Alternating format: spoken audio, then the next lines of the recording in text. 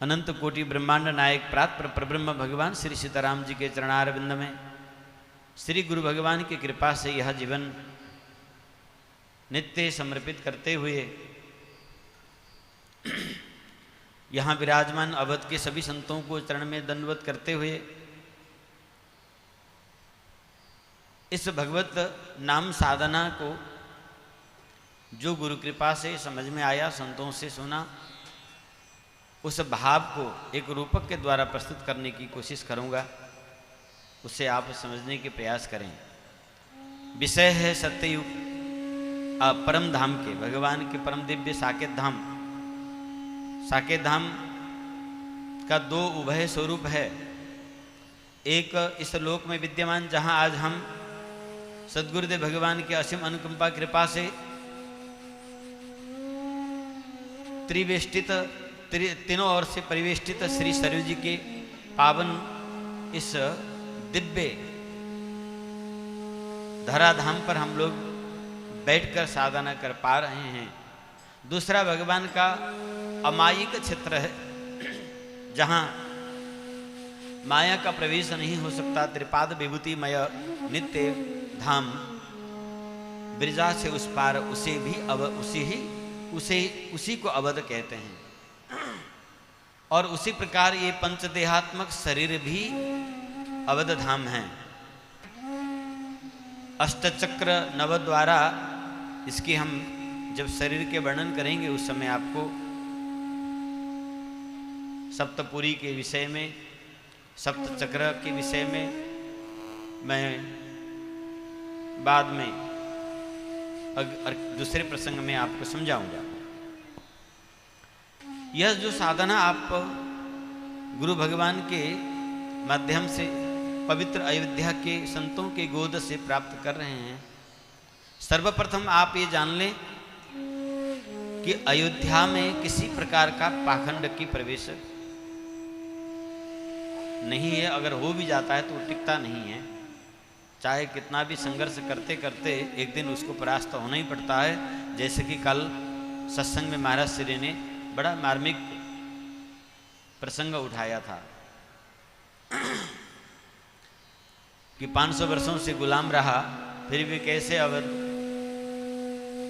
में पराजित नहीं हो, अवध में बद नहीं होता, पराजित नहीं होता। ये प्रसंग बड़ी विचारणीय है। तथापि यह सत्य है कि अयोध्या तो अयोध्या ही है।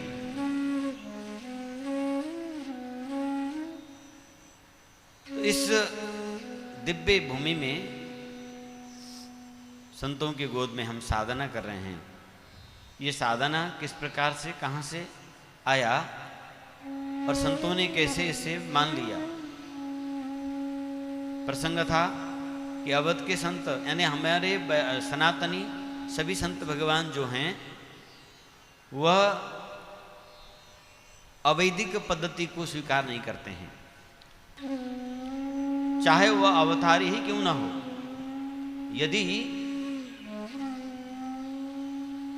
भगवत प्रतिपाद्य मार्ग को शास्त्र विधिवत सनातनी संतों के पद्धति अनुसार ग्रहण नहीं करते या प्रदान नहीं करते हैं, तो ऐसे अवतारों को भी नहीं माना जाता है, जैसे कि गौतम बुद्ध। उसी प्रकार से हमारे संत भगवान चाहे कोई कितनी भी बड़ी चमत्कार लेके आ जाए, उसे स्वीकार नहीं करते। यद्यपि भारतवर्ष में संतों की 52 पंथ हैं, जिसमें 52 द्वारा है, पंथ भी हैं, मणि है, इसी प्रकार से 52। उसमें रामानंद संप्रदाय की 36 द्वारा है। ये सब पंथ भी हैं।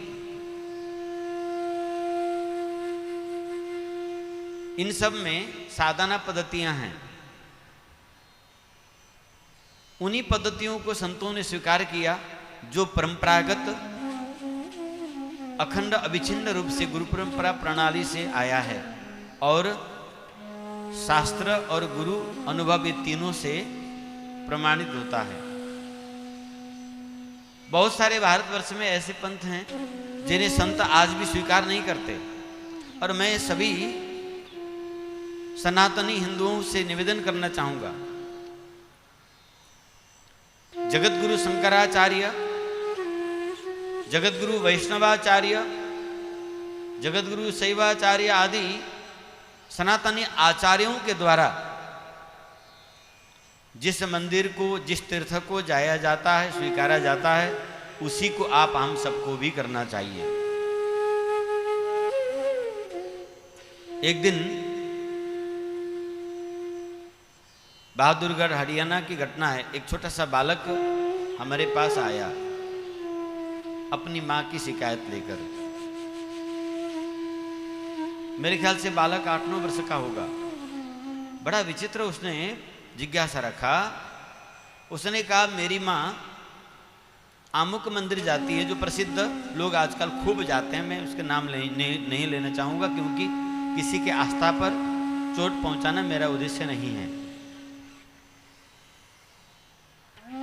आमुक देवता आमुक मंदिर खूब प्रसिद्ध है, खूब लोग जाते हैं, खूब, ऐसा भीड़ कहीं नहीं है। तो बालक ने कहा कि गुरुजी ये बताइए, उस देवता को, उस मंदिर को शंकराचार्य जी ने माना है, वो जाते हैं क्या कभी? उस बालक की प्रश्न सुनकर मैं चकित रह गया। आप बताइए, आप जाते हैं या आपके आचार्य लोग कोई जाते हैं? किसी ने वहां जाके पूजा किया है, उसको स्वीकार किया है? हमने कहा ये तो हमें ज्ञात नहीं है। जहाँ तक मुझे ख्याल है कि हमारे वैष्णवाचार्य व शैवाचार्य व शंकराचार्य आदि महापुरुष संभवतः नहीं गए होंगे। तो जब शंकराचार्य जिस मंदिर को नहीं गए, जिस तीर्थ को नहीं गए, रामानंदाचार्य नहीं गए, वैष्णवाचार्य आदि नहीं गए, सनातनी आचार्य उस देवता को नहीं पूजते हैं, तो फिर लोग वहाँ क्यों भीड़ लगती है? लोग क्यों इनसे विपरीत, उन आचार्यों के विपरीत एकत्रित होते हैं? मेरी माँ देखिए वहाँ पर दिन रात हर हफ्ते दौड़ चली जाती है, छुट्टी के समय हमें समय भी देती नहीं। उसका भोला भाला जिज्ञासा था ये, और उसकी तर्क विचित्र था। उस बालक की उस तर्कपूर्ण विचार को सुनकर भाव हृदय गदगद हो गया। वास्तव में विचारणीय विषय है ये। जब सनातनी श्रोत्रिय ब्रह्मनिष्ठ संत विद्वान जिस साधना को नहीं करते, जिस देवता को नहीं पूजते, जिस मंदिर को स्थापना नहीं करते व नहीं जाते, वहां हम क्यों जाते हैं? अथवा सनातनी संत जिस साधना को नहीं करते हैं, उस साधना को हम क्यों करते हैं? बड़ी विडंबना है समाज में। बहुत सारे ऐसे सिद्ध लोग अपने पंथ को विस्तार करते हुए वेदों को नहीं मानते, पुराणों को नहीं मानते हैं, और ये कहते हैं ये पंडित की प्रथा है, उसको नहीं मानना है, और लाखों लोग उनके पीछे हैं। वास्तव में हमारे समाज अपनी दर्शन से कोसों कोस दूर है, अनभिज्ञ है, जिसके चलते यह वो सोच नहीं पा रहा है।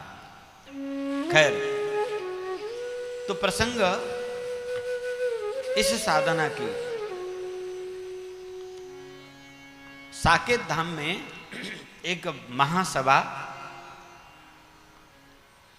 कलयुग के जीव के उद्धार के विषय को लेकर आयोजित हुआ। श्री वशिष्ठ जी का अध्यक्षता था। सभी ऋषि महर्षियों को पूछा गया, आप धराधाम से साकेत धाम, परम धाम किस रीति से, किस विधि से, किस परंपरा से आप आए हैं? तो युग युग के संतों ने अपनी अपनी उपासना की पद्धति और रीतियों का वर्णन किया। किन्हीं ऋषियों ने कहा, हमने सत्ययुग से कई युग तक समाधि का अभ्यास करते रहे, हजारों हजार वर्ष ध्यानस्थ होकर समाधि में रहने के बावजूद हमारे अंदर में तब यह ज्ञान हुआ कि भगवत प्राप्ति भगवान नाम के अलावा नहीं हो सकता। अंत में हमने नाम का अखंड स्मरण का मार्ग पकड़े तो उसी नाम की सीढ़ी चढ़ते हुए हम यहां पहुंचे हैं। इसी प्रकार दूसरे संत ने कहा, मैं लगातार हठयोग का अभ्यास करता रहा। महाभेद, महामुद्रा, विपरीत करणी, खेचरी, ऐसे मुद्राओं को हमने कई युग तक अभ्यास किया।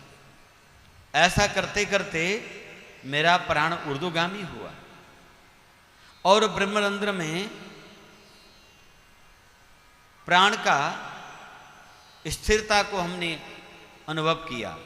हम आत्मानंद में बहुत लंबे समय तक रमे रहे, पर हमें साकेत जाने की कोई मार्ग नहीं मिला। हमने भंवर गुफा की सारी क्षेत्र भ्रमण कर लिया, फिर भी कोई मार्ग नहीं मिला। इसी प्रकार से कई युग बीत जाने के बाद तब हमें समझ में आया कि भगवत प्राप्ति के लिए तो भगवान नाम के ही मार्ग से जाया जाता है। तो नाम की जहाज में बैठकर मैं साकेत में आया। किन्हीं संतों ने कहा कि मैं मंत्र का पुरस्करण करता रहा। हमने अमुक अमुक अमुक सभी देवताओं के, पंचदेवों के और शक्तियों के मंत्र के इतने पुरस्करण किए, इतने समय व्यतीत किए, फिर भी हमें लौकिक पुण्य तो प्राप्त हुआ। कई बार हम पृथ्वी के शासक भी बने, कई बार कुबेर के सम्मान समृद्धि से युक्त भी हुए, अनेक सिद्धि से संपन्न भी हुए, परंतु फिर भी मेरा उद्धार नहीं हुआ। ये जन्म मरण के चक्कर से हमारी उद्धार नहीं हुई। अंततोगत्वा हमें भगवान के अखंड स्मृति का मार्ग ही वास्तव में राजमार्ग है, ये पता चला तो उसी मार्ग से हम यहां पहुंचे। उसी प्रकार किसी और ऋषियों ने कहा कि हमने पूरे पृथ्वी में कुछ बिछा कर बड़े बड़े यज्ञ किए, अश्वमेध यज्ञ, बाज सने यज्ञ, राजसूय यज्ञ आदि विशाल विशाल यज्ञ किए। 100 यज्ञ करने पर मुश्किल से हम इंद्र बने। 100 अश्वमेध यज्ञ करके इंद्र तो बने। तब पता चला कि इंद्र बनना ये जीवन का लक्ष्य नहीं है। फिर भगवान से लंबे समय तक प्रार्थना करते रहे। अनुग्रह करके भगवान ने हमें यह दिव्य मनुष्य देह प्रदान किया। बड़े भाग मानुष तनु पावा, बड़े भाग मानुष तन पावा। सुर दुर्लभ सब ग्रंथ ही गावा, सुर दुर्लभ सब ग्रंथ ही गावा। साधन धाम मोक्ष कर द्वारा, साधन धाम मोक्ष कर द्वारा। पाई न जेहि पर लोक सम्हारा, पाई न जेहि पर लोक सवारा। इंद्र कह रहे हैं, देवता आदि कह रहे हैं, नित्य स्वर्ग के निवासी देवता लोग यही प्रार्थना करते रहते हैं भगवान के चरण में, प्रभु बड़ी भूल हुई हमसे, एक बार कृपा करके पुनः मनुष्य शरीर प्रदान करें, ताकि मैं उस मनुष्य शरीर प्राप्त करके आपके नाम आश्रय हो जाऊं। और आपको प्राप्त करूं। तो इस प्रकार से यज्ञ करने वाले पुरुषों ने अपनी भगवत प्राप्ति की दुखद कठिनतम साधना का मार्ग बताते हुए अंततो गत्वा उन्होंने भी नाम मार्ग का ही आश्रय का प्रधानता प्रस्तुत किया। इसी प्रकार से लय योगियों ने हजारों हजार वर्ष समाधि की अभ्यास किया। लाखों वर्ष, हजारों नहीं। भगवान भोलेनाथ तो 88,000 वर्ष एक ही आसन में बैठ जाते हैं। इसी प्रकार से अंततगत समाधि से भी क्या दिखता है कि वही भगवान नाम की आश्रय लेकर केवल भगवत धाम जाया जा सकता है। इस प्रकार से मंत्र योगी, हठ योगी, लय योगी, राज योगी, याज्ञिक, कर्मकांडी, वेदज्ञ, मंत्रज्ञ, तांत्रिक, यांत्रिक, मांत्रिक अनेक अनेक प्रयास करने वाले सत्ययुग, द्वापर, त्रेता के बड़े बड़े ऋषियों ने साकेत धाम जाने का अपनी इति वृतांत सबने निवेदन किया और सब ये चिंता करने लगे कि ये घोर कलिकाल विचित्र है। जब सत्य द्वापर त्रेता के उन महामानवों को भगवत प्राप्ति के लिए कितना कुछ कठिन साधन अपनाना पड़ा, अंततः गत्वा फिर वो भगवत आश्रित ही एकमात्र उपाय रहा। ये बात अगर शुरू में समझ में आ जाए कि प्रपत्ति ही एक उपाय है, दूसरा उपाय नहीं है, तो जीव इतना कष्ट नहीं पाता है। परंतु ये बात समझने के लिए बहुत कुछ पात्रता चाहिए, बहुत कुछ। जब युगों युग व्यक्ति अभ्यास करता है जन्म जन्म, तब उसे नाम रहस्य समझ में आता है। जन्म जन्म मुनि यत्न कराही, जन्म जन्म की जब यत्न करते हैं तो भी अंत राम कहत आवत नाही। संत लोग दोनों वह अर्थ लगाते हैं, मृत्यु के समय भगवान के स्मरण फिर भी नहीं होता, अथवा जो मृत्यु के समय में भगवान नाम को उच्चारण करता है तो फिर इस जगत में लौट के नहीं आता। तो सभी संतों ने साकेत धाम में ऋषियों ने बड़ी विमर्श विचार किया और कलियुग के अल्प आयु, अल्पमति, अल्पगति जीवों को उद्धार के लिए सब मिलकर वशिष्ठ जी की अगुवाई में श्री राघवेंद्र सरकार के सन्मुख चंद्रकला, चारुशिला आदि सखियों को आगे करके पहुंचे और भगवान से निवेदन किया, प्रभु कलियुग के जीव के उद्धार की उपाय अब केवल आप ही कर सकते हैं। तब भगवान ने उन ऋषियों को चिंता को स्वीकार किया। तब आज से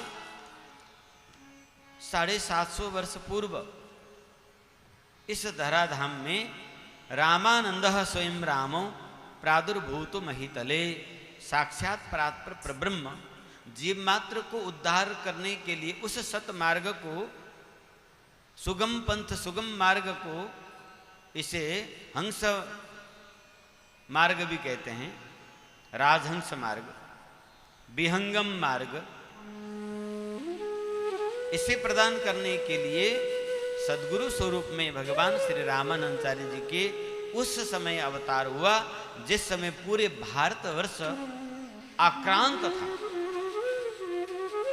विगत 3000 वर्षों से हमारे वैदिक सनातन पर बहुत तगड़ा प्रहार होता आया है। कलयुग के आरंभ काल से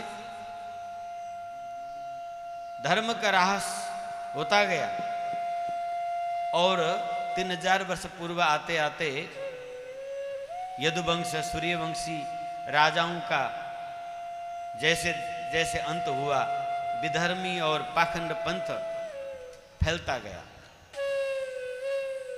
मिस्र आदि, मैसेडोनिया आदि क्षेत्रों से तांत्रिकों की प्रवाह हमारे ज्ञान भूमि की तरफ होने लगा।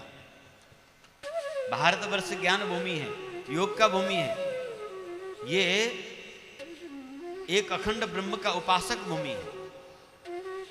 तंत्र मंत्र जादू टोना ये सब क्षुद्र साधना की जो क्षेत्र है वो शुक्राचार्य का मार्ग प्रदत्त भूमि, मिश्र आदि क्षेत्र, जहां मंत्र बल पर देवताओं को बस में करके अभिलाषित कार्य को पूर्ण किया जाता था। और 3000 वर्ष पूर्व तक वेद का दुरुपयोग इतना चरम सीमा पर हुआ कि मनुष्य नर बलि करने लग गए। शक्तिशाली जो होते थे ये पशु बलि तो करते ही थे, अब नर बलि करने लग गए। आपको आश्चर्य लगेगा कि आज भी जिस गुफा में जीसस क्राइस्ट प्रकट हुए यानी जन्म लिए, वहां पर 1,00,000 मानव बालक का खोपड़ी उसको सजाकर रखा गया है। अभी आप उसको गूगल पर सर्च करके देख सकते हैं। 1,00,000 मानव खोपड़ी बालकों का, इतने बालकों को बलि दिया गया।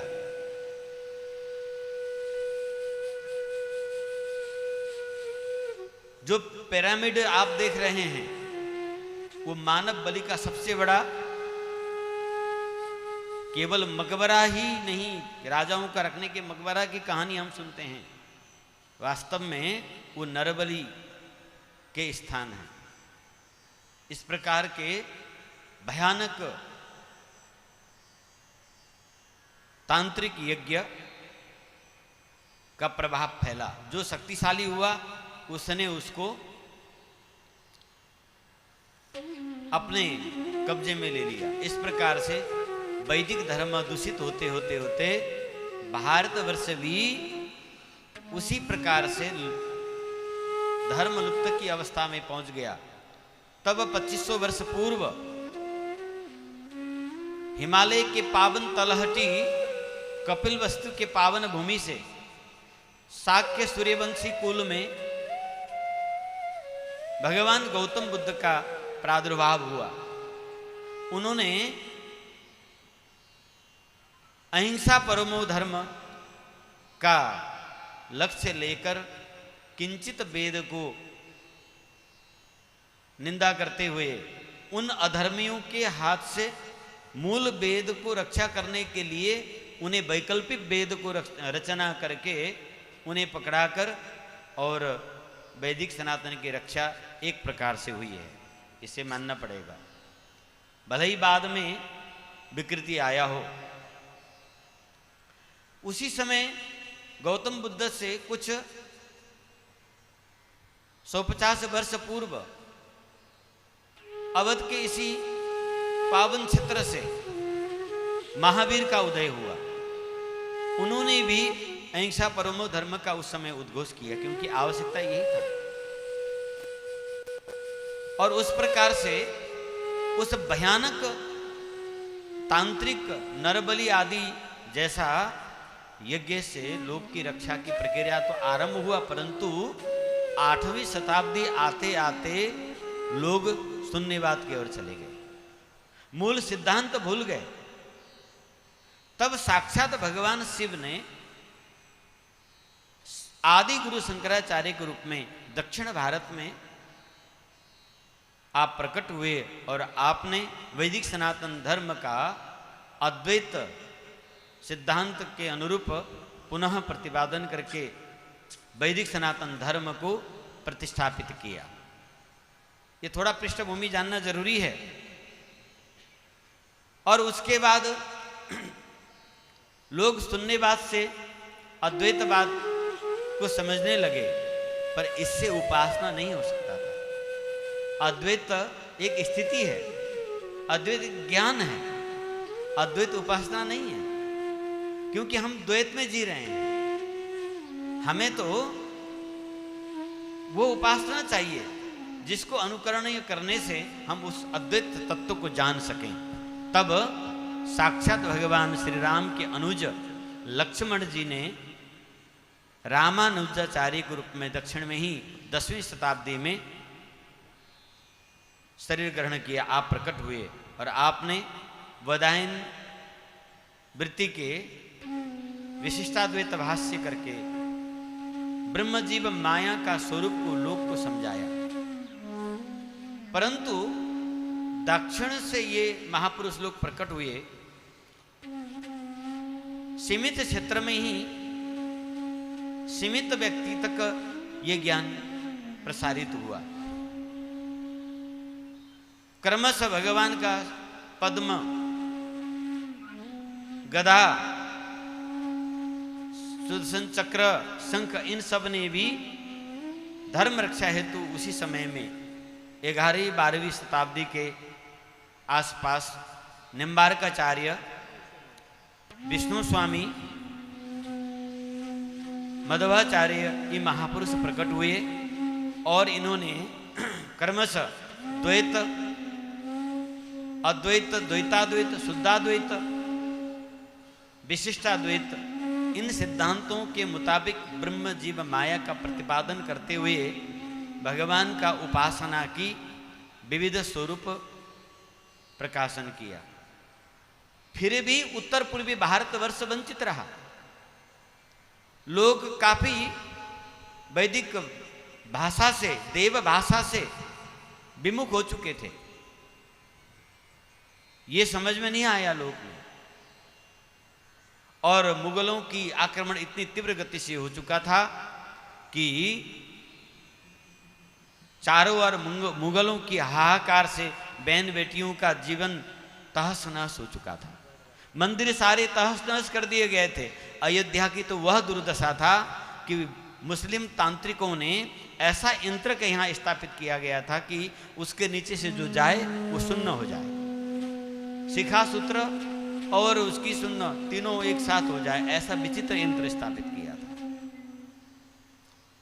बहुत सारे लोग यहां से भागकर अपनी धर्म रक्षा के लिए हिमालय की ओर अग्रसर हुए, कंदराओं में जाके छिपे, आदिवासी वन के उधर ही रहने लगे। इस प्रकार से चारों ओर हाहाकार, कोलाहल, जब चित्कार पूरे भारतवर्ष में होने लगा, तब 13वीं शताब्दी के मध्य में भगवान स्वयं उत्तर भारतवर्ष के उस दिव्य नगरी काशी विश्वनाथ के पावन क्षेत्र तीर्थराज प्रयाग, जो तीर्थों के राजा है, उनके गोद में भगवान ने अवतार ग्रहण किया। बोलिए रामानंदाचार्य भगवान की जय। और विचित्र घटना घटा। मैं पूरे जीवनी अभी यहाँ नहीं उठाऊंगा, क्योंकि आपको साधना की प्रसंग के लिए ही मैं इतना विषय उठा रहा हूं। भगवान रामानंदाचार्य प्रकट तो हुए, परंतु अल्पकाल के लिए। आप फिर बाल्यकाल में ही आपने देह त्याग कर लिया। हाहाकार मचा, माता पिता का रुदन, करुण क्रंदन का चित्कार उड़ने लगा और माता पिता भी बिना पुत्र के क्या जीवित रहेंगे। तीर्थराज प्रयाग में चिता को सजाकर बालक से चिता में जाने ही वाले थे। तब अयोध्या से राघवाचार्य जी दौड़कर पहुंचे और उन्होंने रुकाया और तारक ब्रह्म यज्ञ हुआ। प्रथम तारक ब्रह्म महायज्ञ। 6 करोड़ श्री राम मंत्रराज का आहुति पड़ते ही भगवान रामानंदाचार्य पुनः यज्ञ स्वरूप यज्ञ से प्रकट हुए। बोलिए रामानंदाचार्य भगवान की जय। आप साक्षात अवतार थे, इसीलिए आपको कोई भी विद्या प्राप्त करने में कोई समय नहीं लगा। बाल्यकाल में आपने वेदों को 6 अंगों सहित सभी शास्त्रों को आपने ग्रहण किया, प्राप्त किया। और आप लोक कल्याण के लिए इस प्रकार से मार्ग का, कल्याणकारी मार्ग का आपने आह्वान किया। एक दिन रैदास जी, कबीरदास जी लगायत भगवान रामानंदाचार्य जी के 12 महासिद्ध हुए। ये सब 12 महाभागवतों के अवतार स्वरूप हैं। इन महाभागवतों को, क्योंकि भगवान जब अवतार लेते हैं तो अकेले नहीं आते हैं, उनके दिव्य पार्षद जो महाभागवत हैं ये भी साथ साथ में अवतार लेते हैं। भगवान रामानंदाचार्य ही एकमात्र एक ऐसा आचार्य हैं जिन्होंने किसी प्रकार का भेदभाव किए बिना सबको भगवत प्राप्ति का समान अधिकार प्रदान किया है। वैसे तो सभी आचार्यों ने की दावा की जाती है और पूर्व अन्य आचार्यों ने भी प्रयास नहीं किया, ऐसा नहीं है, हम उनको दोष नहीं देना चाहेंगे, परंतु अनुयायियों की संकीर्णता के कारण सीमित वर्गों में वो भक्ति पहुंच पाया और बहुत सारे वर्ग वंचित रह गए भाषा के कारण और कुछ संकीर्णता के कारण। भगवान रामानुजाचार्य जी ने विचार किया कि यदि मैं संस्कृत भाषा अर्थात देव भाषा को प्रधानता देकर अन्य पूर्वाचार्यों की भांति समाज में उतरता हूं तो इनको कुछ समझ में नहीं आएगा। और समाज इतना विखंडित हो चुका था, संप्रदाय की दंगा फसाद उतना ही था, जात जाति का भेद उतना ही था, छूत अछूत का भेद भी उस समय चरम सीमा पर था। ऐसे अवस्था में लोग पवित्र देव आचरण से और देव भाषा से रहित थे। तब त्रिकालदर्शी भगवान ने विचार किया कि कलयुग के जीव को उद्धार के लिए अब लोक भाषा में सरल प्रकार से इस प्रकार के साधना मार्ग और उपदेश मार्ग को तैयार किया जाए कि गांव-गांव के सामान्य जन भी वेद वेदांत की गान कर सकें और भगवत उपासना कर सकें। इसीलिए आपने अपने 12 महाभागवतों को आदेश दिया कि आप भिन्न भिन्न निम्न उच्च कुल में अवतार ग्रहण करें। तो ब्राह्मण कुल में भगवान अनंतानंद के रूप में, इसी क्रम से 12 महाभागवत जो थे भगवान के, ये निम्न कुलों में रैदास जी के रूप में, कबीरदास जी के रूप में, धन्ना के रूप में, सेन भगत के रूप में इस प्रकार से अवतार ग्रहण किया। और लोगों को ये दिखाने के लिए कि भगवान को प्राप्त करने के लिए कुल मान बढ़ाई की आवश्यकता नहीं है, रूप या विद्या सीप कला नहीं चाहिए, मानव मात्र होना पर्याप्त है। जात पात पूछे न कोई, हरि के भजे सो हरि को होए, ये उद्घोष 700 वर्ष पूर्व भारतवर्ष के चारों दिशा में आप भ्रमण करते हुए दिग्विजय यात्रा के साथ आपने जन जन में पहुंचाया। केवल 12 महाभागवत ही 12 शिष्य सिद्ध नहीं हुए भगवान रामानंदाचार्य जी के, और भी 700 सिद्ध माने जाते हैं। स्वामी जी के 700 से अधिक विरक्त संतों की टोली जमात चलती थी। सर्वप्रथम आपने अयोध्या के नरेश को विनती को स्वीकार किया। अयोध्या से तिरस्कृत होकर मुसलमान बना दिए गए जबरदस्ती। उन्हें अन्य कुल में अन्य गुरुओं ने, अन्य संप्रदाय ने स्वीकार नहीं किया कि जो एक बार मुसलमान बन गया है वो वापस कैसे अपनी जाति और धर्म में आ सकता है। बड़ा विकट स्थिति था, कल्पना कीजिए उस समय के क्षण को। शंख घंटी नहीं बजाया जा सकता था। आज भी भारत में जो शंख बजाया जाता है, एक तरफा बजाया जाता है, उसमें ओमकार शब्द निकालना नहीं आता। हाँ, कल हम आपको शंख बजा के सुनाएंगे कि शंख की जो मूल ध्वनि कैसा है। क्योंकि नेपाल में मुगलों का, अंग्रेजों का शासन नहीं हुआ और वहां के संत ब्राह्मणों में कई प्राचीन पद्धति आज भी जीवित है।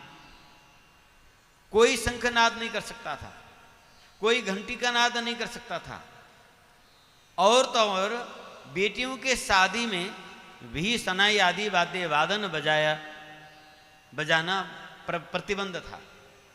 तीर्थ में कर लागू किया गया था।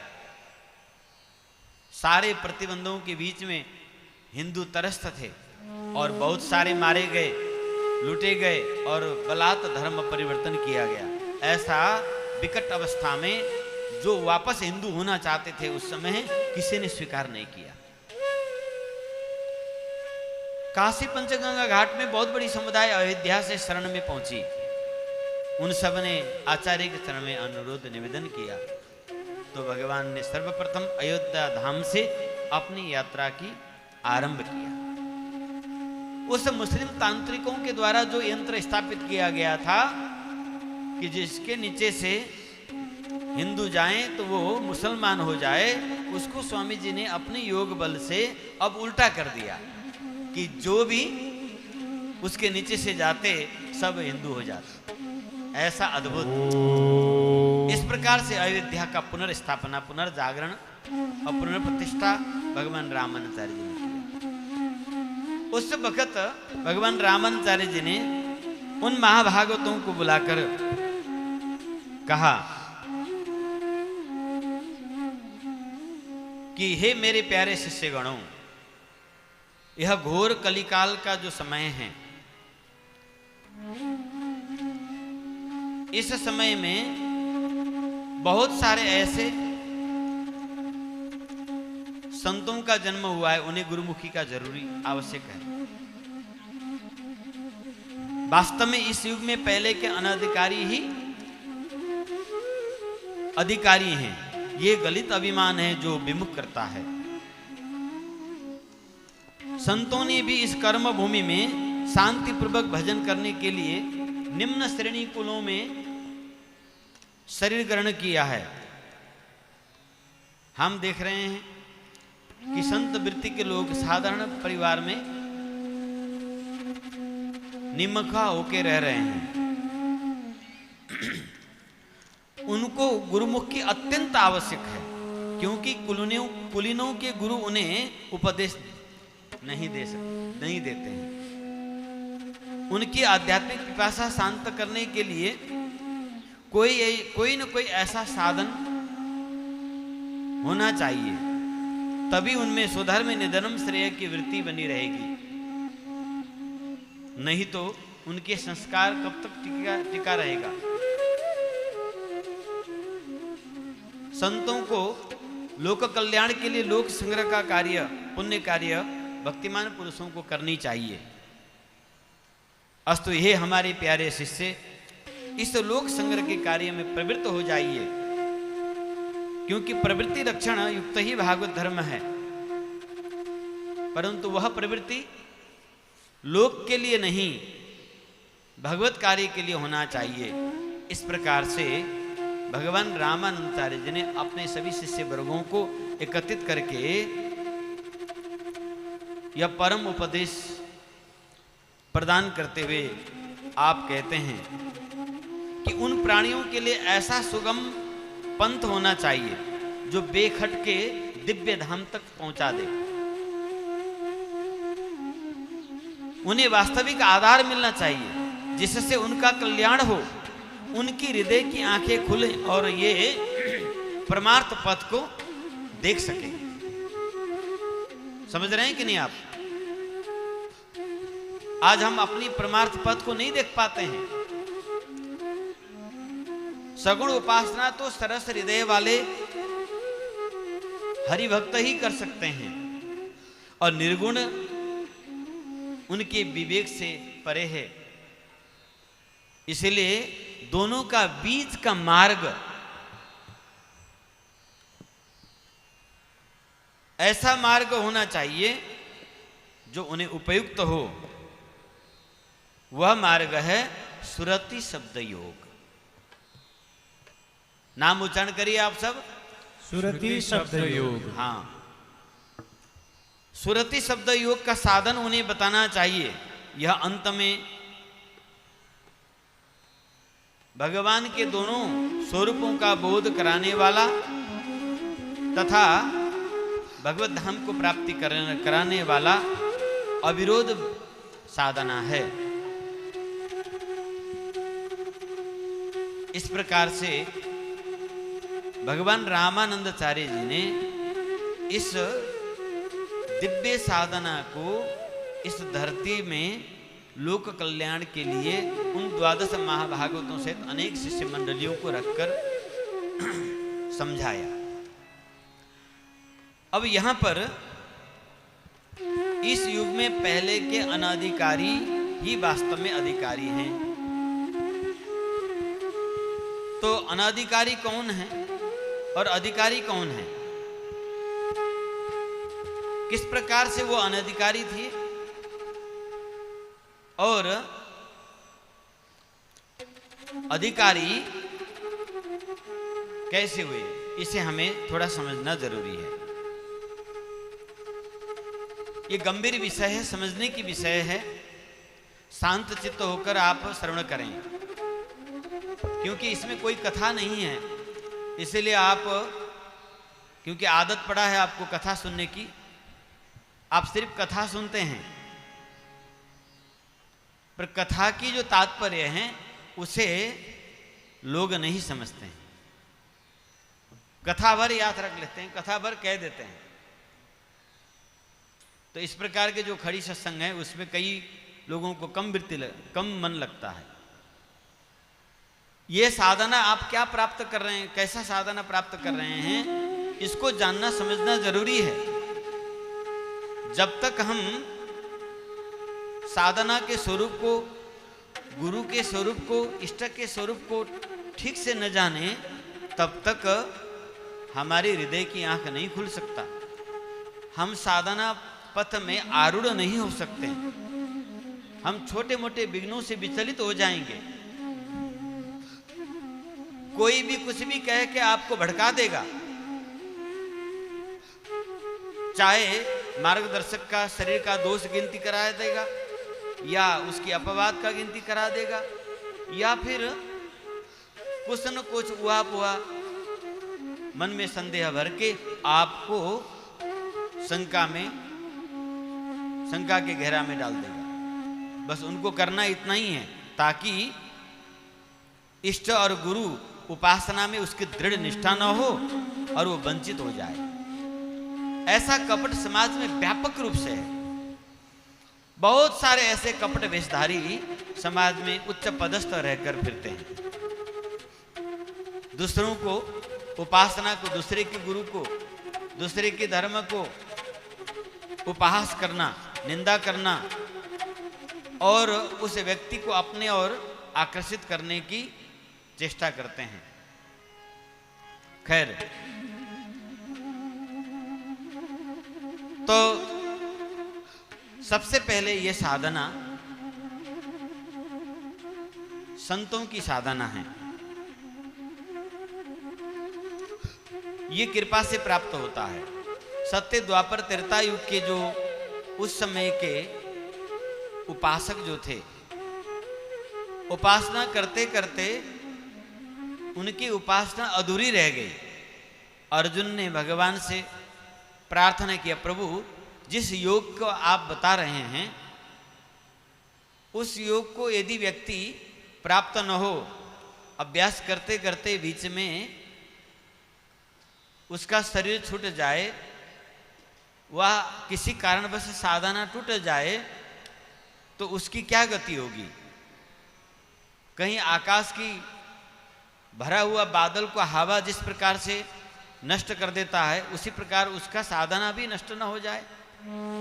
अनेक शंका प्रकट करते हुए अनुरोध करते हैं भगवान के चरण में। तब भगवान सहज स्वरूप से अर्जुन को समझाते, अर्जुन तुम एक बात सुन लो ध्यान से, मेरा भक्त का कभी नाश नहीं होता। जिसने आदि वैदिक सनातन में, मेरे प्रतिपाद्य मार्ग में पंच संस्कार पूर्वक श्री गुरु शरणागति को प्राप्त विधिवत कर लिया है, एक बार आरंभ हो जाने के बाद, एक बार उस भक्ति मार्ग में उसकी दीक्षा हो जाने के बाद, वो चाहे किसी भी अवस्था में उसकी साधना छूटे, वह शरीर छूटे, उसकी दुर्गति नहीं होगी। भगवान गारंटी देते हैं। किसी भी प्रकार से मेरा भक्त का नाश नहीं होगा। फिर क्या होगा? तो शरीर छूटने के बाद वो या तो पुण्यवान महापुरुषों के लोक में जाकर लंबे समय तक ब्रह्मानंद में डूबा रहेगा, और समय कुल का जब अनुकूलता बनता है तब श्रीमान कुल में या योगी कुल में पुनः जन्म ग्रहण कर लेगा, और बाल्यकाल से ही उस पूर्व काल में छुटी हुई भक्ति को पुनः अभ्यास करके मुझे प्राप्त करेगा। तो जो पहले के अनाधिकारी का अभिप्राय यहाँ आचार्य ने जो कहा कि सत्य द्वापर त्रेता में जो भक्ति में तो लगे थे पर प्राप्ति न हो पाए थे, उन संतों ने कलयुग के कुछ विशेषताओं को जानकर भजन करने के लिए सामान्य कुल में जन्म लिया है। आज समाज में आप देखेंगे तो देखने में सामान्य बहुत निम्न अवस्था के घराना है, परंतु बड़ी संस्कारी लोगों का समुदाय है। पर करे क्या, वह आस्था वो संस्कार का आज दुरुपयोग हो रहा है, उन्हें ठीक से भगवत मार्ग मिल नहीं रहा है। आज मंदिर में आप जो भीड़ देख रहे हैं ना, ये जानते हैं क्या है? ये उनके संस्कार है। ये हमारे पूर्वज माता पिताओं की संस्कार और पूर्व जन्म की उसकी संस्कार के कारण आज लोग उपवास कर रहे हैं, मंदिर में जा रहे हैं, भिन्न भिन्न पंथों में अवैदिक मार्गों में भी ये मर मिट के अपने को समर्पित कर रहे हैं। भागे भागे जहाँ कहीं सुनते हैं कि वहाँ मंदिर में चमत्कार है तो लोग वहीं पहुँच जाते हैं। वहाँ अमुक पंडितों में, अमुक संतों में, अमुक बाबाओं में ये चमत्कार है, वहीं भीड़ लग जाता है। ये भीड़ लगना दो कारण है, एक उनकी भौतिक जीवन की कठिनाई अभाव, दूसरा वो दौड़ ऐसे नहीं लगाता क्योंकि लोग बहुत हैं, ईश्वर देगा और मैं खाऊंगा ऐसा अभिलाषा रखने वाले लोग दुनिया में बहुत कम हैं। जीव जो हैं तीन प्रकार के होते हैं, मुक्त जीव, बद्ध जीव और सिद्ध जीव। जो बद्ध जीव हैं वो दो प्रकार के होते हैं, एक अर्थ काम परायण और दूसरा धर्म काम परायण। ये धर्म काम परायण जीव भी दो प्रकार के होते हैं, एक भगवत परायण, एक देव परायण। जो देव परायण जीव हैं ये तंत्र मंत्र, जादू टोना, झाड़ा गंडा और उपवास व्रत तीर्थ के माध्यम से, पितरों के उपासना से, अप्सरा किन्नर देवी योगिनियों की उपासना के माध्यम से, कुबेर की उपासना के माध्यम से ये जीवन को सुखी तुल्याना चाहते हैं। दूसरे जो भगवत प्राण जीव हैं ये भगवत भक्ति के माध्यम से जीवन को सुखी तुल्याना चाहते हैं। इन दोनों की क्या गति होती है इसको सुनिए। जो अर्थ काम पर जीव हैं, अर्थपरायण जीव, इनमें एक ही वृत्ति होता है कि यावत जीवेत सुखम जीवेत, ऋणम कृत्वा घृतम पीबेत। किसने स्वर्ग देखा, किसने नरक देखा, किसने पुनर्जन्म का अनुभव किया है?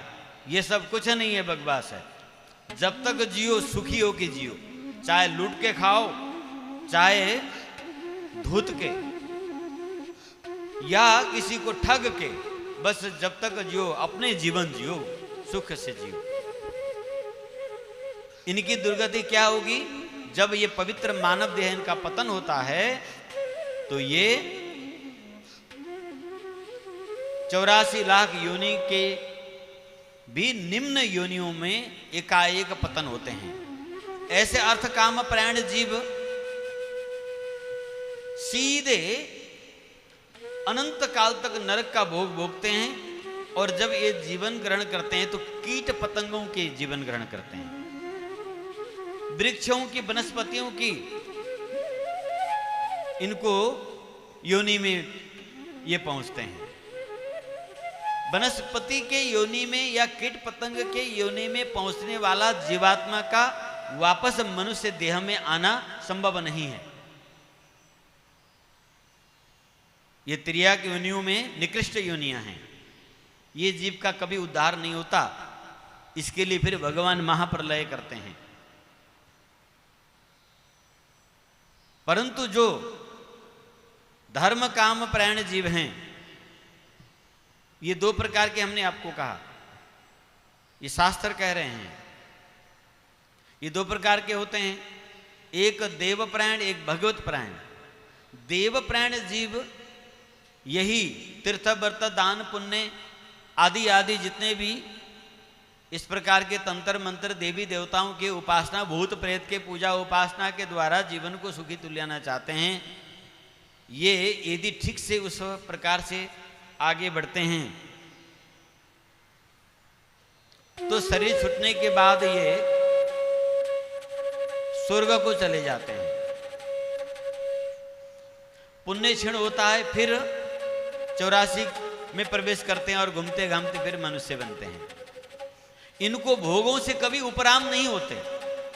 बस फिर ये अथक पुरुषार्थ करते हैं, पुण्य अर्जन करते हैं, भोग भोगते हैं और पुनः फिर भोग का पुण्य काल समाप्त होते ही ये फिर 84 में भटकने लगते हैं। बहुत बार ऐसा होने पर जब किसी महापुरुषों की कृपा हो जाती है तब ये भगवत मुखी होते हैं और भगवत मुखी होकर भोग भोगने की वृत्ति इनमें आती है। और जो भगवत प्राण है ये भी भगवत मुखी होकर सुखी चाहते हैं, ये ध्यान दीजिएगा। जिसमें संत महंत वृंद पढ़ते हैं होते हैं, ये महात्मा जन जो है भगवत प्राण होके भोग भोगना चाहते हैं। इनकी विशेषता क्या है कि यदि आप भगवत प्राण होकर जीवन को सुखी बनाना चाहते हैं तो ये बुरी बात नहीं है। वैसे तो भगवान की भक्ति निष्काम होना चाहिए, परंतु होता कहां है, करता कौन है? सब सकामी करते हैं, चाहे सकामी ही सही। यदि भगवान से वो इच्छा करता है और भगवत मार्ग को अनुसरण करते हुए वो जीवन को सुखी बनाना चाहता है तो भगवत कृपा से उसे अतुल भोग प्राप्त होती है। अतुल, बहुत सारे उदाहरण हैं यहाँ पर, अभी समय सीमा इसके लिए नहीं है। प्रसंग मुझे साधना के मर्म को समझाना है आपको। आप देखिए, विभीषण जी भगवान के शरण में आए,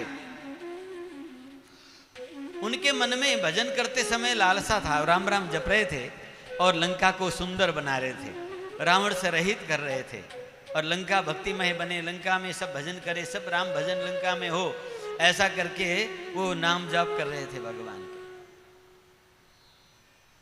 और जब भगवान के शरणागत श्री हनुमान जी की कृपा से विभीषण जी हुए और लंका भगवान ने विजय हासिल किया और लंका के अधिपति पहले ही भगवान विभीषण को बना चुके थे। जब पहले अधिपति बना रहे थे, जब लंका नहीं जीता गया था, उस समय विभीषण जी चुप थे, कुछ मना नहीं किया।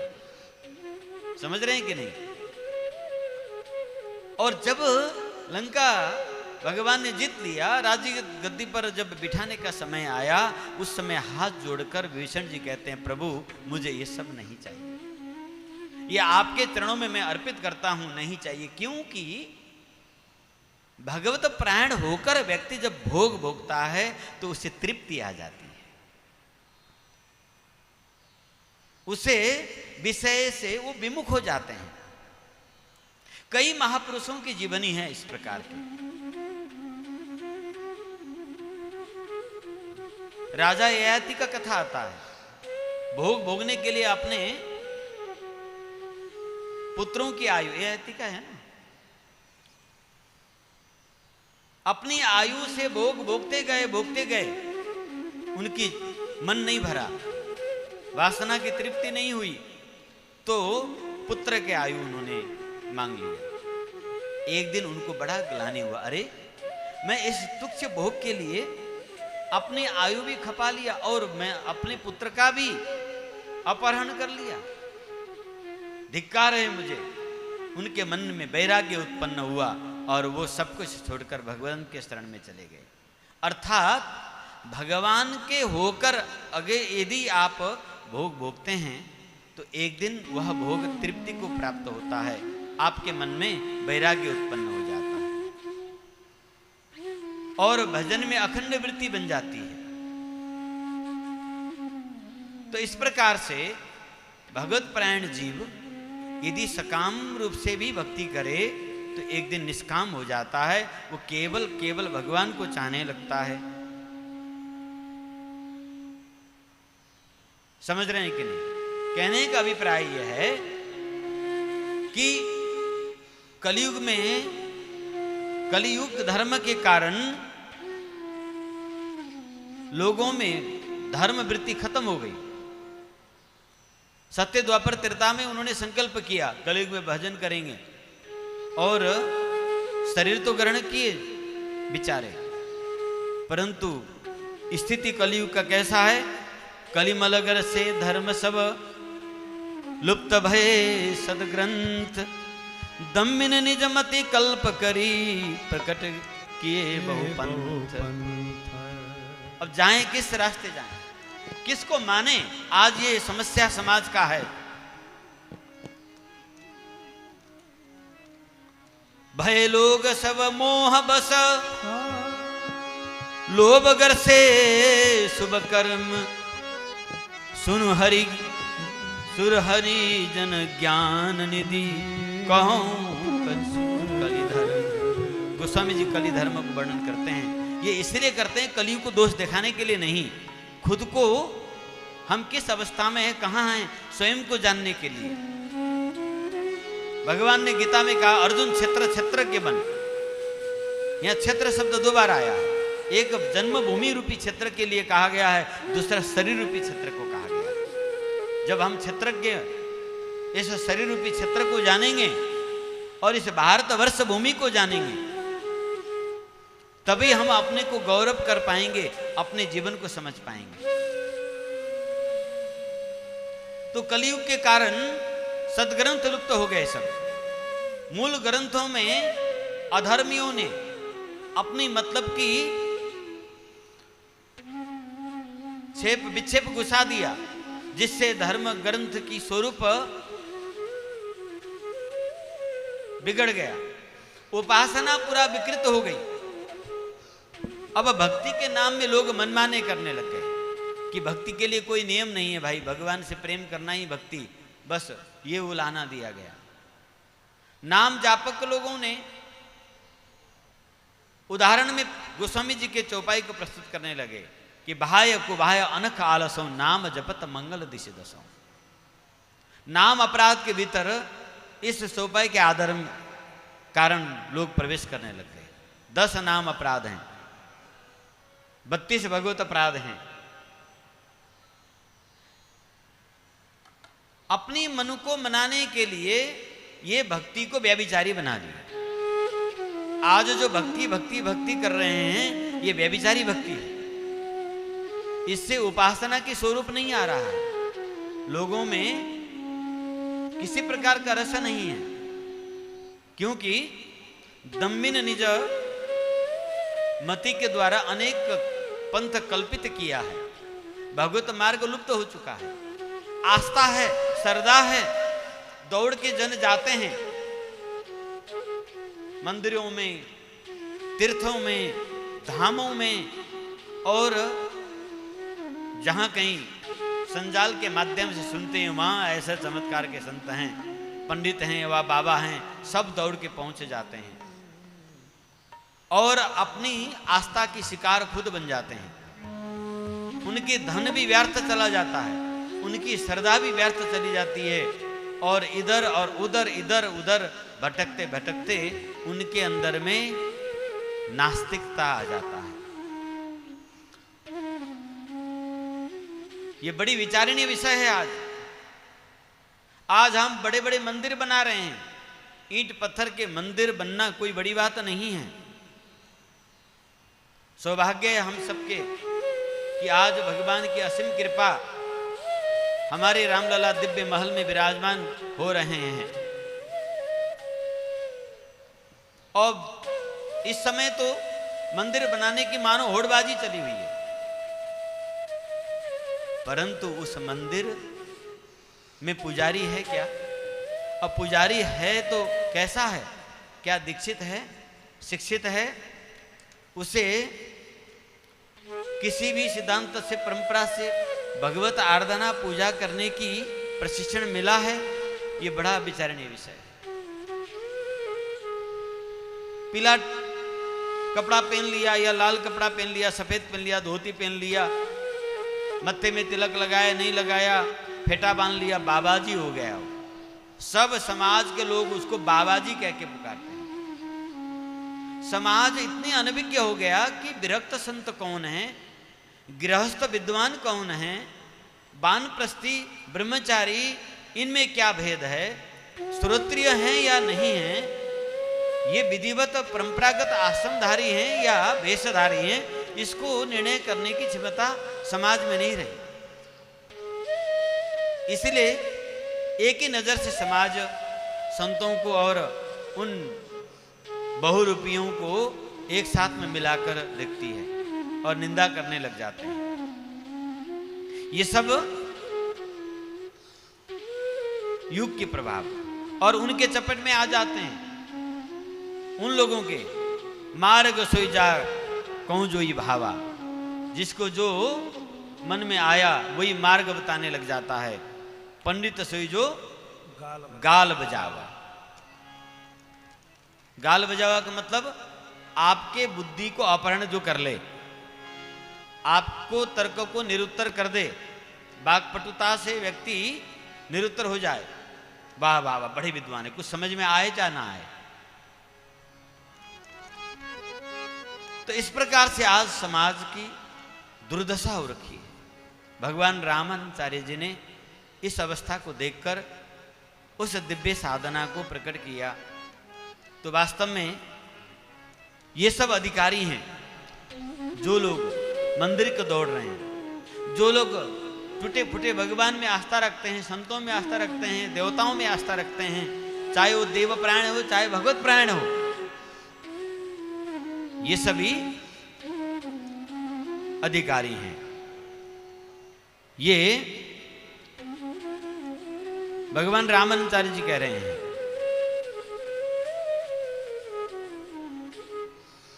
और अधिकारी कैसे हुआ जाता है, ये गोस्वामी जी ने बड़ा सुंदर तरीका से आगे कहा है।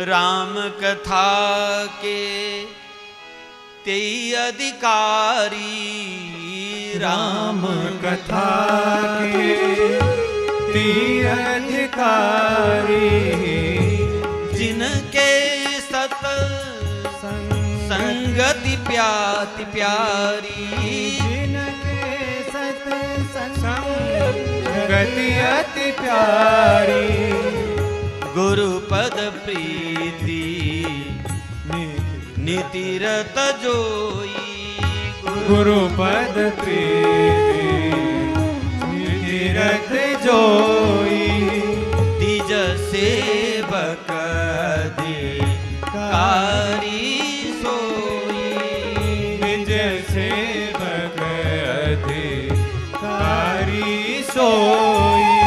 आहा, अधिकारी कौन है? जिन्हें सत्संग प्रिय है, जिन्हें संत प्रिय हैं। संत के साथ लगन लग जाए किसी भी प्रकार से, बस वो अधिकारी हो जाएगा। संतों के संगत करने से भगवान की महिमा की ज्ञात होगा। और उससे भी आप पहले आइए, जो द्विज हैं, द्विज से आप पंच संस्कार से संस्कारित दीक्षित लोगों को जाने, वर्णों को नहीं। वो भी अर्थ लगता है, परंतु यहां उपासना में आपको वर्ण विशेष नहीं लेना है। द्विज यानी दोबारा जिसने जन्म लिया है। पहला जन्म मातृ गोद से, मातृ कोख से, दूसरा जन्म गुरु कृपा से। जब पंच संस्कार पूर्वक व्यक्ति भगवत मार्ग में दीक्षित हो जाता है तब वो द्विज कहलाता है, उसका दूसरा जन्म है। धृतो ऊर्ध्वपुंड्र परमेशितारम, धृतो ऊर्ध्वपुंड्र, जिसके ललाट में ऊर्ध्वपुंड धारण किया हुआ है। पंच संस्कार में ये 5 संस्कार हैं। तिलक संस्कार, कंठी संस्कार, नाम संस्कार, मंत्र संस्कार, माला संस्कार, चक्र संस्कार, ये पंच संस्कार से संस्कारित जो हैं। तो धृत ऊर्ध्वपुंड्र कृतचक्रधारी, धृत ऊर्ध्वपुंड्र कृतचक्रधारी, विष्णु परम ध्यायति यो महात्मा। यहां जितने बैठे हैं आप देखेंगे इन सबके बाहों में शंख चक्र धनुष और बाण, इन सबके तप्त चिन्ह आपको प्रत्यक्ष मिलेगा। प्रायः यहाँ आए हुए नेपाल से जितने भी या बाहर से भी इस साधना उपासना से जुड़े भक्तों को आपका पंच संस्कार की पूरा लक्षण मिलेगा। इनके ललाट में ऊर्ध्वपुंड तिलक है, गले में कंठी है, बाहों में भगवान के उस दिव्य आयु के चिन्ह से चिन्हित हैं और कान में इन्हें श्री राम मंत्र राज पान करने को मिला है। इतना ही नहीं, ये सब पुरस्करण किए हुए भक्तों की समुदाय हैं। इसी प्रकार के जो समुदाय हैं ये द्विज समुदाय हैं। उन द्विजों की संगत करना सर्वप्रथम आत्मा कल्याणकारी होता है जब व्यक्ति द्विजों को संगत करता है। वर्तमान जो ब्राह्मण कहलाते हैं ये स्थिति संदिग्ध है। नेपाल में ब्राह्मण को बाहुन कहते हैं, बाहुन। हाँ, बा है, बा नहीं है, यह तो है या नहीं, वो है भी नहीं भी है, वो ब्राह्मण है या नहीं है, बाहुन। तो यदि उनके पास आप चले जाओ तो कहेंगे बाबाओं के चक्कर में मत पड़ना, कोई पंथ स्वीकार मत करना, संप्रदाय स्वीकार मत करना, तुम तो सनातनी हो, सनातन बने रहना, ये खड़ी तिलक मत लगाना। ये पहले उपदेश देते हैं, साधुओं से दूर, कोसों दूर भगाने लग जाते हैं। आप कैसे उनको ब्राह्मण कहेंगे? तो यहां द्विज हम गुरु परंपरा से विधिवत वैदिक सनातन में दीक्षित जो हैं उन्हें जानना है, उन्हें समझना है, क्योंकि आदि वैदिक सनातन रामानंदीय सत परंपरा में जो व्यक्ति दीक्षित हो जाता है वो द्विज कहलाता है। अन्य अन्य जो भगवत प्रतिपाद्य सत परंपरा है उनमें भी पंच संस्कार पूर्वक दीक्षा लेने वाले ये द्विज कहलाते हैं। और उन द्विजों की संगत करने से वो संतों की महिमा आपको बताएंगे। सबसे पहले अपने गुरु की चर्चा आपसे करेंगे। आपके मन में लगेगा अरे ये बड़ा संतों की महिमा गाया, मैं भी मिलता हूं। आपके मन में उन संतों के प्रति वृत्ति जागेगी, उनसे मिलने का भाव आपके मन में आएगा। गोस्वामी जी ने विनय पत्रिका में बहुत सुंदर भाव प्रकट किए हैं संतों के प्रति कि संत अगर जगत में न होते तो फिर हमें कौन कृपा करता। बंद गोस्वामी जी मानस में कहते हैं, बंदों संत समान चित अनहित अनहित नहीं कोई, हित अनहित नहीं कोई, अंजलिगत शुभ सुबन जिमी सम सुगंध कर दो। संत के साथ मिलने पर संत क्या हैं? वो अपने समन बना देते हैं। पारसमणि से ऊपर के हैं संत। पारसमणि तो लोहे को स्वर्ण बना देता है और संत जो हैं वो परसमणि ही बना देते हैं, अपने समान बना देते हैं। आप सुगंधित पुष्प या द्रव्य को, चंदन को हाथ में लीजिए तो वह हाथ पूरा सुगंधित हो जाएगा। तो द्विजों की संगत से आप संतों की संगत में पहुंचेंगे और संत आपको गुरु तत्व, गुरु महिमा का व्याख्यान करेंगे, आपके मन में भगवान की चर्चा करेंगे। भगवान को प्राप्त कैसे किया जाए ये मन में आपका लालसा उत्पन्न होगा तो वो बताएंगे गुरु मार्ग से प्राप्त किया जाता है। तब आप श्री गुरु चरण में आप पहुंचते हैं। तब गुरु चरण में आपका दृढ़ निष्ठा जागृत होता है। इसीलिए वही अधिकारी हो जाता है जो इस प्रकार से संतों की संगत करते हुए जो गुरु चरण में गुरुपद प्रीति नीतिरत जेई, गुरुपद प्रीति नीतिरत जेई, द्विज सेवक अधिकारी तेरी, द्विज सेवक द्विज सेवक वो भक्तों को सेवा करने लगता है।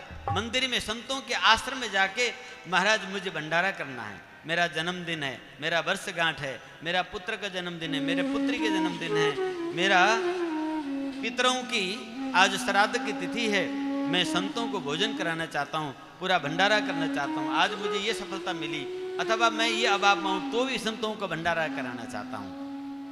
मंदिर में आप भंडारा कराएंगे तो संत सभी द्विज गण उसको भक्षण करेंगे। कल हमारे कमलाकर सिंह सेठ जी जो प्रधान यजमान हैं वो कह रहे थे सारे लोग साधा में बैठे हैं, 3-3 घंटा सुबह भी शाम भी बैठते हैं गर्मी का समय, तो शरबत और पानी सबको पिला दें। अब उनकी द्विज सेवा की भाव छावनी में पूरा भंडारा चला रहे हैं, ये द्विज सेवा की भाव। भंडारा की सहयोग के लिए सब द्विज लोग तत्पर हैं, सब ने सहयोग किया है, तो ये द्विज सेवा की भाव आ जाता है। द्विज सेवक आप संतों को, भगवत भक्तों को एक कण का भी अपने परिश्रम के खिलाते हैं, सहयोग करते हैं, उनके प्रति आदर सम्मान करते हैं, तो आपकी गुरु चरण में प्रीति उत्पन्न होती है और वही अधिकारी होता है। यहां आचार्य ने कहा कि भक्तिमान पुरुष को लोक संग्रह की कार्य करना चाहिए। इस बात को हमें ख्याल आया कि भरत जी भी यही कह रहे हैं, संपत्ति सब रघुपति के आई, संपत्ति सब रघुपति के आई, जौं बिनु जतन चलऊं तजिताही, जौं बिनु जतन चलऊं तजिताही, तो परिणामन मोरी भलाई, तो परिणामन मोरी भलाई, पाप शिरोमणि साईं दुहाई, पाप शिरोमणि साईं दुहाई। देखिए जो कुछ हमें प्राप्त हो रहा है ये सब भगवान का है, ये हमारा नहीं है। संपत्ति सब रघुपति के आई, ये तन धन जो कुछ भी है यह हमारा नहीं है। भगवान के वस्तु को चुराने वाले को अपराधी कहा जाता है और किसी को नहीं कहा जाता। तो ये तन भी भगवान का है, मन भी भगवान का है। इस तन के लिए जो साधन जुटाए हैं ये सब ये भगवान के हैं। इसको भगवत प्राप्ति के लिए जो विनियोजन करता है वो भगवत धर्म कहलाता है। लोक संग्रह का अभिप्राय विषय भोग के लिए नहीं। भरत जी ने विचार किया और ये शिक्षा हम सबको दिया कि जो कुछ प्राप्त है ये सब ठाकुर जी की है। कबीरदास जी तो जीनी रे जिनी बिनी चदरिया, क्या सुंदर पद में इसका अर्थ पंचक समझाते हुए शरीर के बारे में कहते हुए कहते हैं, जैसे कि तैसे धरी दिनी चदरिया। ये उदाहरण मिला है कुछ देर के लिए कि हे जीवात्माओं, तुम इस मनुष्य चोला को पहनो और इसमें रहकर आप भगवान की उस भक्ति पथ को अनुसरण करो। ये सारे धरती में जितने भी साधन है ना, न कोई ग्रहण करने के लिए न कोई त्यागने के लिए है। इसीलिए भगवान ने युक्त आहार विहार का चर्चा गीता में किया है। ये योग न बहुत खाने वालों को प्राप्त होता है न खाने वालों को प्राप्त होता है। उपवास कर करके मरते जाओ, उन्हें नहीं प्राप्त होता है। और न संग्रह करने वालों को प्राप्त होता है न दरिद्र को प्राप्त होता है। वहां युक्त आहार विहार का अभिप्राय भगवत प्राप्ति के साधन उपाय के लिए जब आपको जो जितना आवश्यकता हो उतना सदुपयोग करना है। पत्नी भी है तो भगवत प्राप्ति के लिए, पति भी है तो भगवत प्राप्ति के लिए, पुत्र पुत्री भी है, आपको आवश्यकता है तो भगवत प्राप्ति के लिए, धन की आवश्यकता भी तब है तो भगवत प्राप्ति के लिए। ये सब साधन भगवत यज्ञ के लिए है, ये आपकी निजी नहीं है। जो कुछ आप संग्रह कर रहे हैं ये साधन है, ये शरीर भी साधन है, ये सारे सामग्री भी साधन है। साधन सामग्री को हमें जानना है। साधना पथ में चलने वाले को साधक साध्य साधन सामग्री इसको जानना जरूरी है। साधक कौन है? जो भगवान को प्राप्ति के लक्ष्य लेकर चलता है वो साधक है। साध्य कौन है? अनंत कोटि ब्रह्मांड नायक प्रातपर परब्रह्म भगवान श्री सीताराम जी, ये साध्य हैं। और साधन सामग्री क्या है? आपका नाक, मुख, कान, नेत्र, त्वचा, कर्म, पांचों कर्म इंद्रिय, पांचों ज्ञान इंद्रिय, ये प्रथम साधना की साधन सामग्री है। फिर दूसरी सामग्री क्या है? ये पंचभौतिक सृष्टि के अंदर में धरती में जितने विविध प्रकार के चीज हैं ये सब भगवत प्राप्ति भगवत पूजा की सामग्री हैं। ये भगवान के लिए हमें विनियोजन करना है तो ये सब साधन बन जाएगा। फिर आप भोग में योग जगाएंगे, फिर आप वासना आपका उपासना बन जाएगा, आपके रोम रोम से भगवान नाम जाप शुरू हो जाएगा। तो आचार्य ने यहां महाभागवतों को आदेश दिया कि उन्हें ये सुगम पंथ मार्ग बताने के लिए आप लोक संग्रह के कार्य में लग जाएं, अपनी पूजाने के लिए नहीं, अपनी अहंकार के लिए नहीं। यहां पर एक गलती हुआ है हम लोगों से, हमारे विशेष करके मैं अवध के सभी संतों से निवेदन करूंगा। आपकी उदारता के कारण गुरु निष्ठा में कमी आई, अमानी होने के कारण। मेरा एक अपना चिंतन है, अन्यथा न लें, कि गुरु कृपा ही केवलम, गुरु कृपा ही केवलम, गुरु कृपा ही केवलम, इसके अलावा कुछ भी नहीं है। किसी भी प्रकार से अन्य गति जीव को परम धाम नहीं पहुंचा सकता, जीवन सुखी नहीं हो सकता, बीतरागी जीवन नहीं हो सकता, संस्कारी जीवन नहीं हो सकता है। गुरु कृपा से ही व्यक्ति संस्कारी, शीलवान, धर्म को आचरण करने वाला और भगवत को धारण करने वाला होता है। इसीलिए गुरु भक्ति प्राथमिकता में है। परंतु हमारे संत अपने को दंडोत कराने में संकोच करते हैं।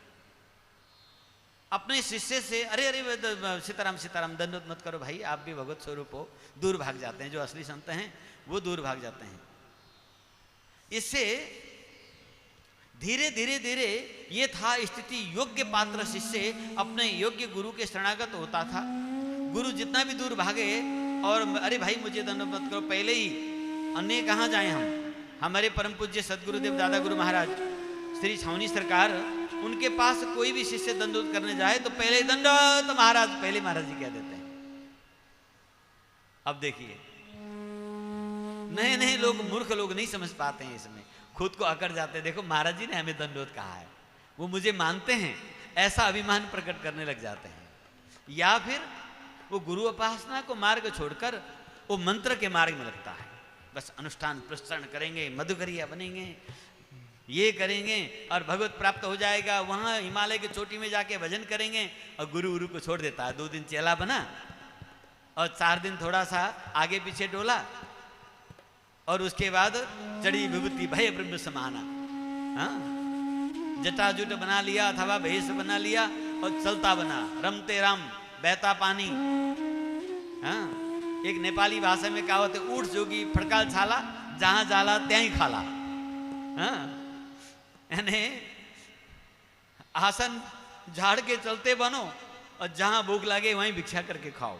ऊठ जोगी फड़काल छाला, जहां जाला त्यहीं खाला। यानी इसे हिंदी में कहते हैं रमता जोगी बहता पानी। तो गुरु सानिध्य में रहकर गुरु सेवा गुरु निष्ठा गई भैंस चरने के लिए। अब वो कुछ दिन इधर उधर गुफा उफा में, पहाड़ के चोटी में, किसी आश्रम में थोड़ा बहुत मंत्र जाप कर लेगा। न आसन की पता है, न मुद्रा की पता है, न न्यास की पता है, न अगमर्शन करना जानता है, न भूत शुद्धि करना जानता है। देखिए हमारे यहाँ ये जो वैष्णव मार्ग है ये संयुक्त मार्ग है। इसमें विशुद्ध वैदिक उपासना के साथ तंत्र उपासना भी साथ में, योग भी साथ में, इसलिए संयुक्त मार्ग, सर्वांगीण मार्ग है ये। देव भूत्वा देव है जय। शास्त्र कहता है पहले स्वयं को देव बना लो, तब देव को यजन करो। ब्रह्म भूत्वा ब्रह्मम यजय। ब्रह्म बनकर ही ब्रह्म को यजन किया जाता है। तो उसके लिए आपको अगमर्शन पहले करना पड़ेगा। अब अगमर्शन में हम लोग क्या करते हैं, थोड़ा सा जल हाथ में ले लेते हैं। संध्या उपासना विधि के पुस्तकों में ये लिखा हुआ है, और वेद का ऋचा को उच्चारण करते हुए, और पीछे एक शिला है उसमें पटक के पाप पुरुष को निकालते हैं और पछाड़ देते हैं। और फिर ये जो संत लोग हैं वो जानते हैं, मैं संक्षेप में कह रहा हूँ इस बात को। और भूत शुद्धि में चले जाते हैं। हमने एक बार एक बड़े अच्छे संत थे, उनको महाराज जी भूत शुद्धि आप करते हैं? तो हमें वो लेके चिपिया दौड़े पीटने के लिए। बोले हम साधु को भूत सिद्धि की बात करता है। मैंने कहा महाराज जी मैं उस भूत की बात नहीं कर रहा हूं, मैं भूत की बात कर रहा हूं कि उपासना में भूत शुद्धि करके तब उपासना की जाती है। तो भूत शुद्धि की उपाय क्या है? बड़े, क्योंकि वो अनुष्ठान की डिंग हाँक रहे थे, बड़े वो मंत्र ज्ञाता बन रहे थे और उपासना की विधि बता रहे थे। तो हमें लगा कि यहाँ कुछ गड़बड़ है, तो हमने पूछ दिया। तो भगाए वो बड़ी जोर से, नजदीक में होते तो उनकी चिपिया लग जाती, भाग गए हम। पता ही नहीं है कि विनियोग मंत्र का होता है, न्यास क्या है, मुद्रा क्या है। ये सब योग की युक्ति है। जोग जुक्ति तप मंत्र प्रभाव, ये जोग जुक्ति है, तभी मंत्र का प्रभाव होता है। तो बस मनमानी कान में मंत्र गुरुजी दे दिए, किताब एक ले लेते हैं संध्या बंदन का और बस खुद ही लगे जाते हैं। गुरु चरण में निष्ठा न होने के कारण आज जिन महापुरुष ने, एक शब्द अंत में मैं आज कहते हुए अपनी वाणी को विराम देना चाहूँगा, जो मन में मेरा भीतर भरा हुआ दुख दर्द, अवध के सभी भारतवर्ष के रामानंदीय संतों को विशेष करके मैं निवेदन करूँगा। भगवान रामानंदाचार्य जी का देन है, आज समाज में सभी को भक्ति का समान अधिकार मिला है और किसी का नहीं है। कोई चाहे कितना भी मुंह मीठा कर ले, नाम किसी के भी आए, मैं ये अनेकों सप्रमाण के साथ निवेदन करना चाहता हूं कि भगवान रामानंदाचार्य जी के देन है, जो सभी वर्गों को, सभी वर्णों को एक समान भक्ति के अधिकारी बनाया गया और ये प्रदान किया गया।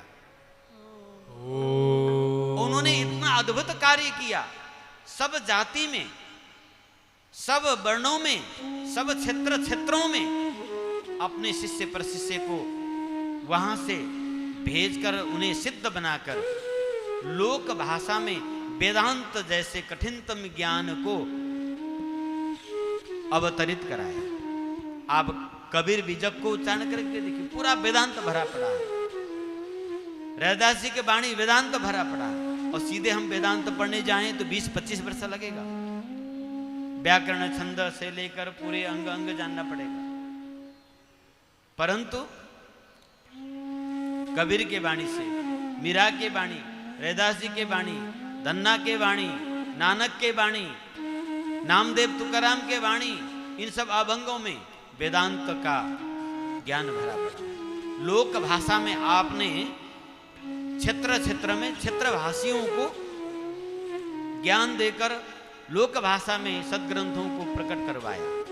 गोस्वामी तुलसीदास जी संस्कृत के महामूर्धन्य विद्वान थे, उद्भट थे। वो चाहते तो कितने ही सारे ग्रंथ संस्कृत भाषा में प्रणयन कर सकते थे, परंतु रामानंद भाष्य का जो भाष्य है, रामानंद दर्शन का दर्शन गोस्वामी तुलसीदास जी के 12 ग्रंथ है। लोक भाषा में उन्होंने अगर न करते तो आज समाज में इतना ज्यादा भक्ति का, भाव का, उपासना का मार्ग कौन देता है? उन महापुरुष को लोग समाज से भूल गए, उनका नाम लेना भी नहीं जानते हैं। और उनकी ही धाम में, उनकी ही नगरी में उन आचार्य के नाम से न एक चौक है, न एक शालिक है।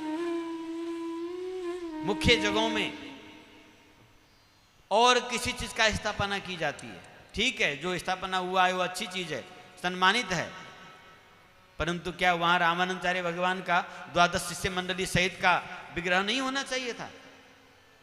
कबीर मार्ग, रैदास मार्ग, अनंतानंद मार्ग, इन अयोध्या की गलियों का नाम नहीं होना चाहिए?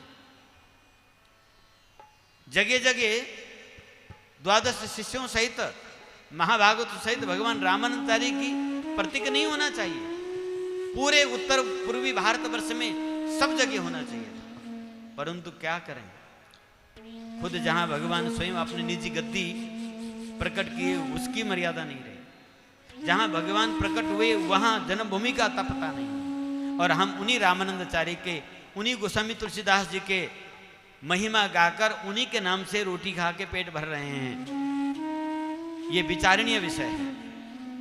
विशेष करके मैं उत्तर भारत वर्ष के हिंदुओं से अनुरोध करूंगा, आप जो कुछ भी किसी भी परंपरा से भक्ति के नाम जप रहे हैं, ये भगवान रामानंदाचार्य जी का देन है, उनकी ही कृपा है, इसलिए ये आप न भूलें। और आचार्य गौरव होना जरूरी है। आचार्य गौरव के बिना भगवत प्राप्ति नहीं हो सकता, किसी हालत में भी नहीं हो सकता।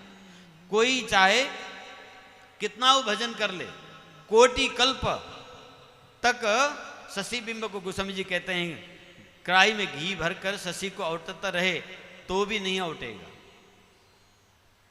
क्योंकि विचारहीन साधना व्यक्ति को फलदायी नहीं होता। तो विचार क्या है कि साधना गुरुमुखी होना चाहिए और आचार्य अनुगत होना चाहिए, आचार्य गौरव से युक्त होकर होना चाहिए। आज उदाहरण के लिए ये अकिंचन जो आपके पास में टूटी फूटी शब्द यहाँ गुरुदेव को गोद में बैठकर उच्चारण कर रहा है, ये कोई विद्वान होकर नहीं, ये गुरु कृपा के कारण। जो कुछ हमने प्राप्त किया है आचार्य निष्ठा से प्राप्त किया, इसमें मेरा किंचित भी कोई परिश्रम नहीं है, किंचित भी नहीं है। चाहे मैं पूरे भारतवर्ष के सभी संत महात्माओं से निवेदन करना चाहूंगा, हमारी शास्त्र ही समाधि शास्त्र है। हम भागवत की गान करते हैं तो समाधि से प्रकट हुई है, उस समाधि विद्या को लोग भूल गए हैं। और 1 मिनट प्राणायाम करके कुंभ करने की क्षमता नहीं है, वो समाधि की परिभाषा करते हैं। जड़ समाधि, चेतन समाधि, ये समाधि, वो समाधि। पहले आप जड़ समाधि की परिभाषा कर रहे हो तो 2 मिनट प्राण चढ़ा के तो दिखाओ। आप 3 घंटा 36 मिनट नहीं, सिद्धासन पर ठीक से 1 मुहूर्त बैठ के तो दिखाओ, फिर आप उसको तर्क देना, या आप योग शास्त्र का अनुवाद करना।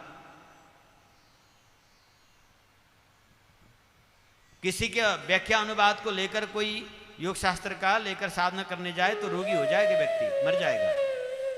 देखा सीखी करे जो काया छिजे बड़े रोग। तो आप घंटा नहीं, हफ्ता नहीं, आप इस शरीर को किसी भी विशेष अवस्था में रखिए, अनंत काल तक ये जैसा का तैसा ही पड़ा रहेगा और आप निकालेंगे बाहर वैसे आ जाएगा। ओम। ये गुरु कृपा की फल। और ये तो हमारी ऊपर की है कि समाधि में बिना श्वास प्रश्वास के, बिना शरीर के सभी गतियों को रोककर अवरुद्ध होकर एक अवस्था में रहते हैं। तो क्या दूसरे के इससे क्या लाभ?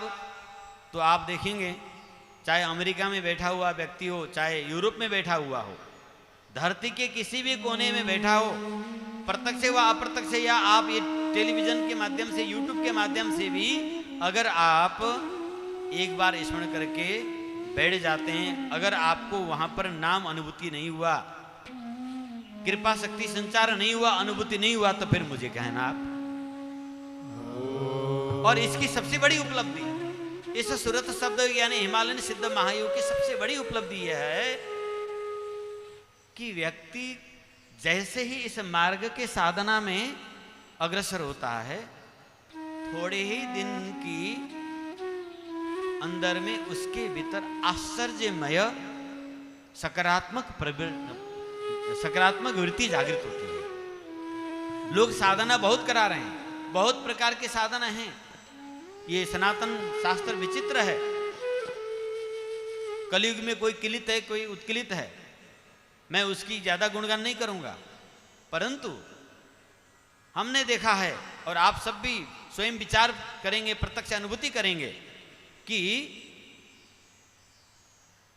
अन्य साधना के तुलना में महायोग की साधना, इस पराभक्ति का साधना, ये जो सुरत शब्द योग संतजन इसको पुकारते हैं, इस साधना के कुछ ही दिनों में किसी भी प्रकार की आपकी स्वभाव संस्कारगत बुराइयां हैं, वो दिन प्रतिदिन एक से एक निकलता जाएगा और 6 महीने के भीतर में वो ऐसा निर्मल व्यक्ति बन गया। हमने देखा एक से एक बिगड़े हुए युवाओं को, बच्चों को, व्यक्तियों को ऊपर इस साधना की सबसे पहला प्रभाव हमने देखा कि थोड़ी ही दिन में विचित्र प्रकार के उनके अमल, नशा से लेकर उनकी स्वभाव में परिवर्तन आ गया। तत्काल परिवर्तन। बाहर से हम उपदेश कितना हो दें, कितना भी समझाएं, व्यक्ति में परिवर्तन नहीं आएगा। वो भीतर से चाहिए, भीतर से आएगा। और इस साधना से सबसे पहला लाभ है कि आपके भीतर से अपो दिप्पो भव, आप प्रकाशित होंगे। आपके अंदर में सकारात्मक ज्योति जगना शुरू हो जाएगी। आपकी एक जिसके संगत करने से आपको नुकसान है, ठाकुर जी वो छुड़ा देंगे। क्योंकि नाम महाराज की ऐसा ताकत है कि गई बहोरी गरीब निवाजू, गई बहोरी गरीब निवाजू। ये गरीब निवाजू हैं।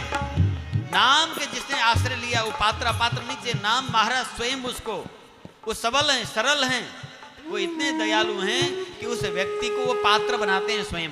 उसके जितने भी भगवत मार्ग में, समाज में, कुल परिवार में रहने की दुर्गुण हैं, वो एक से एक उखाड़ते उखाड़ते आज काल परसों थोड़ी ही दिन में वो व्यक्ति सरल विनीत हो जाता है, दोष रहित हो जाता है।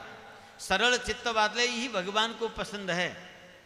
जो छल कपट रहित हैं, सरल हैं, ये भगवान को अति पसंद है। उनको तत्काल भगवान ग्रहण कर लेते हैं। तो इस साधना पद्धति से पहला लाभ यह है कि समाज में सकारात्मक वृत्ति की जागृति होगी। और करना धरना कुछ नहीं है, इसमें कोई मेहनत नहीं है।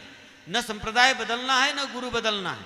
आप जिस संप्रदाय के, जिस गुरु के चेले हैं, उन्हीं के बनकर उन्हीं के चरणों में निष्ठा रखते हुए आप अपने अंदर में सकारात्मक जागरण, पहला इस साधना की फल।